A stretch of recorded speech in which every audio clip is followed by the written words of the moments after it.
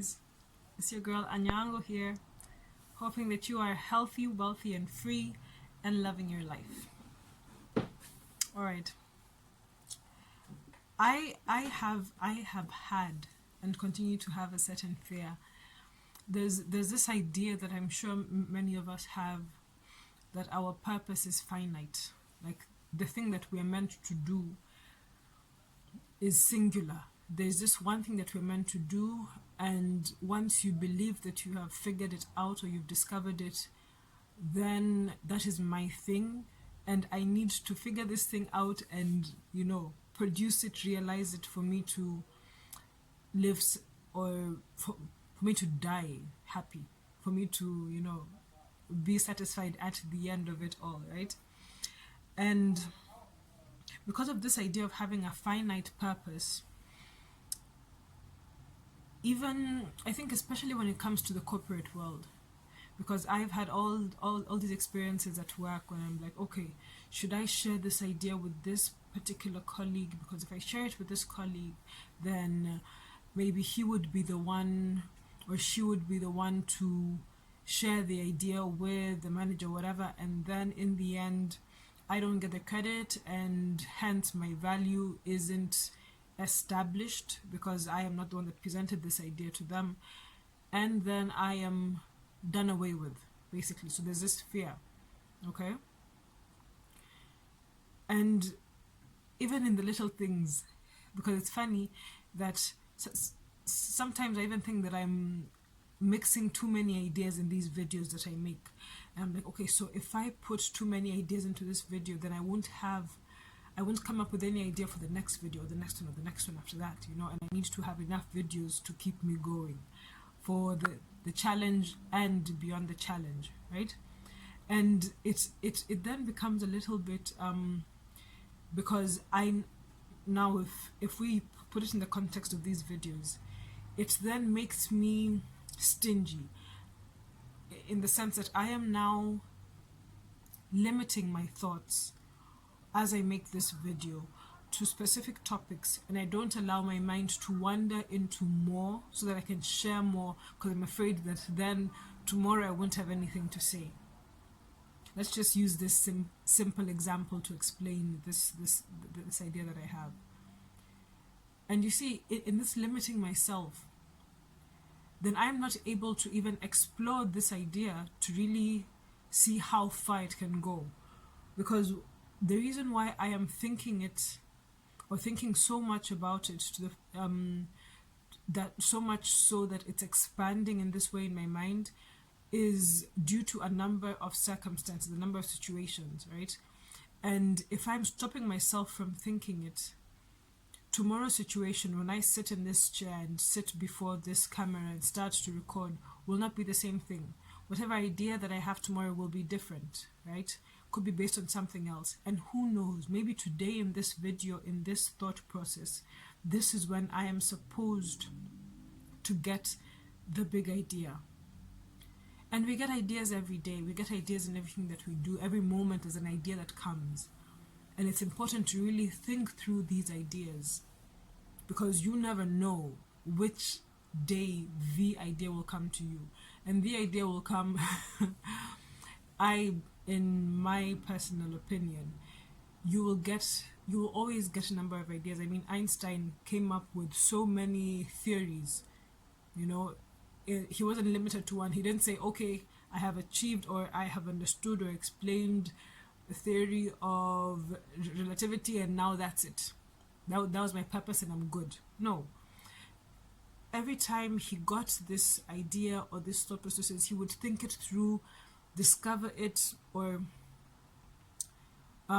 process it, complete it, and then on to the next, and on to the next, and on to the next.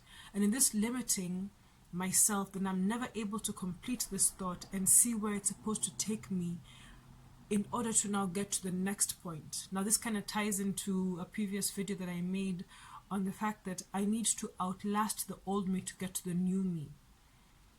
I need to allow myself to grow outgrow this old me to get to the next me, the next level of thinking, the next level of being. and it all requires me to be in this moment, the fullness of who I need to be in this moment. Because every moment counts in getting to the next. This moment counts in getting to the next. This word that I am saying now is important for the next word that I say to make sense. And therefore, this word needs to be completed, said in completion, for the next word that I say that comes after it to make sense. Right? Every step needs to be made for the next one to happen. Okay? So me limiting my idea right now because I'm afraid that tomorrow will not happen then stops what was meant to happen tomorrow from actually happening the way it should. Does that make sense? I think it does. It does to me at least, and I hope it does to you, right? And so when a person, or when we now in this process of thinking through our ideas or having these ideas and notions or thoughts, do not share them with another person or stop ourselves from sharing them with another person, as I said, in the corporate culture, for example, then we are in that same sense limiting what this idea might end up to be. So the idea came to you. Something tells you that you should share it with this person. Why? Because maybe this person has more experience in the matter, or just sharing it in order to get more ideas on how to grow it, on how to make it a little more fuller, on what else can be done in order to make it happen. That's why you share things. That's why you share thoughts, so that you can hear a different person's perspective, because yours is a biased one. It's only from you. It's only based on your experiences and your perspectives in the moment that you have thought it. This person has their experiences and their perspectives based on what they have gone through.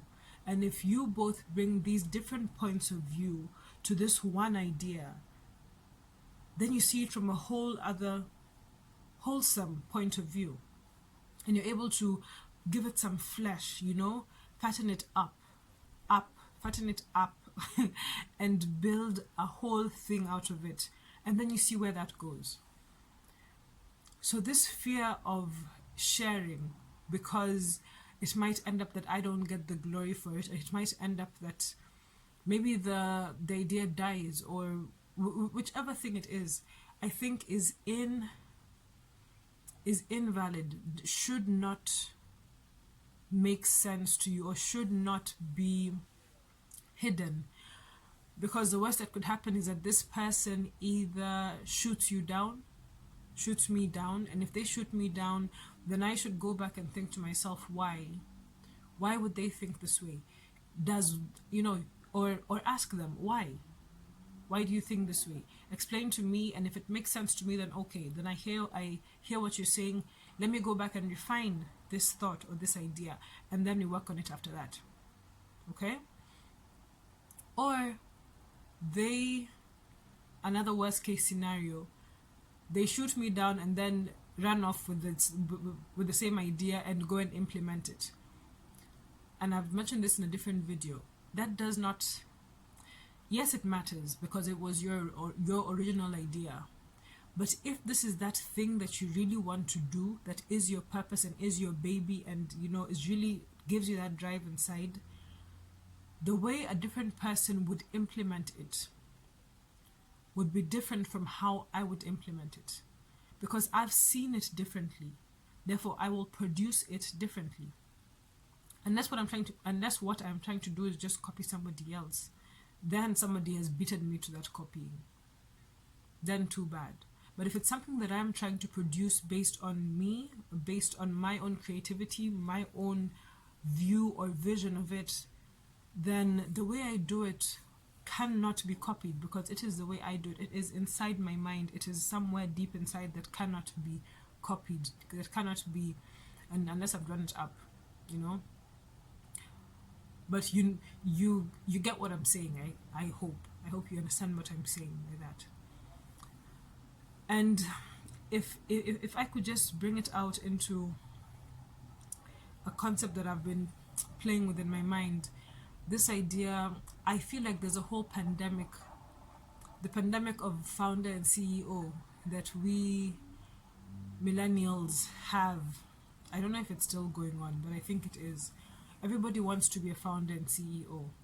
And in this being a founder and CEO, it gives us this fear of sharing. Because if I share, then you run off with the idea and you become the founder and CEO, and then now I cannot be the founder and CEO to that idea because you've taken it. Then I would be labeled as copying you or copying the idea.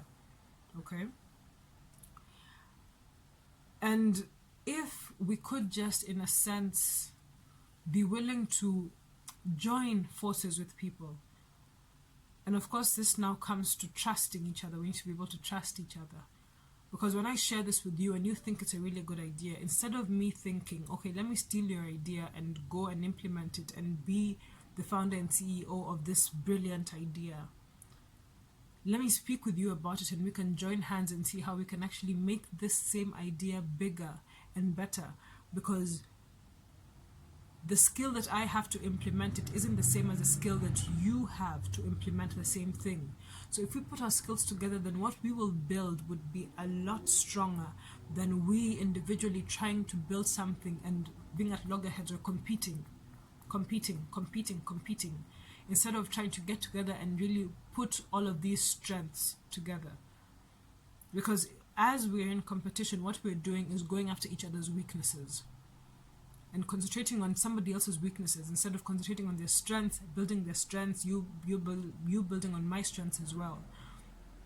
And having that force, that strength to be together and be stronger, grow stronger. You have a stronger foundation and hence a stronger building, right? And if, just to tie into Vusi, one of my mentors, Vusi Tembekwayo has a video that he recorded by the titles Sneakers and Suits or Suits and Sneakers. The idea is that when he was younger, he would wear a suit with sneakers, and this suit was to show him where he was going, and the sneakers would show him where he's been, where he's come from, right? And in this video he basically talks about how as Africans there's a problem that we have. Well, his story is based on South Africans, yeah, but as Africans we have this problem where we have been taught to only cater to the people in our neighborhood. You start a shop where you want to sell stuff to the people in your community, right? And therefore this is your territory, and you are hence only trying to serve your territory. And he mentioned some examples, one of them being ShopRite, which I think was a tuck shop, or began as a tuck shop, that idea of a tuck shop, or a spaza shop is what he calls it, yeah? And his dad, at the same time that ShopRite was birthed, his dad also opened a spaza shop in their community, in their village or their township, let's say. And his dad's spaza shop, was the township spaza shop, and it lasted, I think, for a couple of years, and maybe it's still there today, I'm not sure, or it's not, but then it was still just a spaza shop. Well, ShopRite 10 years later is now a continental store. I don't know if it's international, but it's a continental store. There are branches of ShopRite in Kenya, South Africa, all parts of Africa, and it's a huge franchise right now. And he says the difference between these is what? When ShopRite was started, their idea was to serve, maybe for the moment, the continent. So as they were making their plans, they were seeing how can we serve the continent. When in his dad's spaza shop, what he was thinking is, how can I make sure that the mama at the corner has that quarter sugar or the quarter rice or these quarter, and therefore your level of thinking is hence limited. It is limited to that, because the only people that you're looking to serve are those that are in your community. You don't look at how you can serve beyond that. And you limit your mind, your resources, your thought processes to that area. Okay? And if, now tying it into the same sharing, if his dad hypothetically happened to walk into a shebeen, into a bar, where these, I think they were brothers that started the ShopRite, so that he happened to walk into a bar and sit down, at the bar, and the ShopRite brothers happened to also be at the same bar, and they talked and discussed this, this idea of creating starting a spaza shop that would serve South Africa, that would serve Southern Africa, that would serve Southern and Central, that would serve the continent of Africa, and how can this be put in, not just the idea of the possibility of serving the continent, but how can we now put it into action? If we could think of that and bring out the ideas and now see how to actually implement them. What if that had happened and they actually got together and said, all right, let's see how this works. Let me meet you here tomorrow and tomorrow morning, and let's start something. Just by sharing the idea. And then see where that goes. And what's the worst case scenario? They part ways that night. The ShopRite brothers go and start ShopRite. And his dad goes and starts his spaza shop. But he has the idea in his mind that there's a possibility of this spaza shop serving the whole of South Africa, serving the whole of Southern Africa. He has it in his mind. And the fact that it's been planted there, the mind does not allow you to have an open loop. The mind does not like open loops. Your mind will always come back to the idea. It'll always be like, okay, but we talked about it. Why? It will bother you. It will bother you. It will continue to bother you. And in some way, somehow, you will act on it. Either you'll drown it out, try and drown it out and not think about it, or you will act on it in some form. Look for a loan, look for a location, look for other locations where there's a possibility of growing. Try to employ somebody. You make sure that the shop is running well enough for you to employ someone so that you can go and check and see where the other locations could be. The idea, the thought has been planted, and therefore it will not go away. It will keep bothering. Right? And how is this started? Just by sharing the idea. It doesn't matter if somebody runs off with the idea, because it is just an idea. And not everybody implements what comes to mind. So if you're a person that can actually implement and implement fast, then I think that's the best way to be. Because after one idea has been implemented and you see the possibilities of it, then you realize all I need to do is implement. In implementing and getting a result, then I can act. Then I can see a result from that and act on it. You get a result, whether it's negative or positive, react to it, implement again, react, implement. And then that's how we move forward, right? But we need to share. We need to start sharing. We cannot be afraid of sharing, because otherwise you're left in your own little cocoon with your own small ideas and you're unable to share it with anybody, and you will die without anybody knowing who you are. And as I mentioned, the idea of somebody knowing who you are is not becoming famous. It's in leaving your essence with someone, one person or 50 or 1 million, whatever it is, but somebody knew you were here. Let somebody know that you were here. Share something of you with someone, even if it's the idea. You give them the idea and they go off and they'll never forget you, because you planted this wonderful idea in them, and now they can be free or happy in a way. But you need to share it with someone. It cannot just stay within you. Whatever you have inside you is for us. It's not for you. It is meant to come out of you and affect somebody else. Okay? Think about that. I'd love to hear your thoughts on the matter. Let me know, share, like, comment. I think it's a really important discussion that we all need to have. Okay? Alright. I'm gonna see you in the next video. 90 days are almost up, so hey. Okay. Ciao.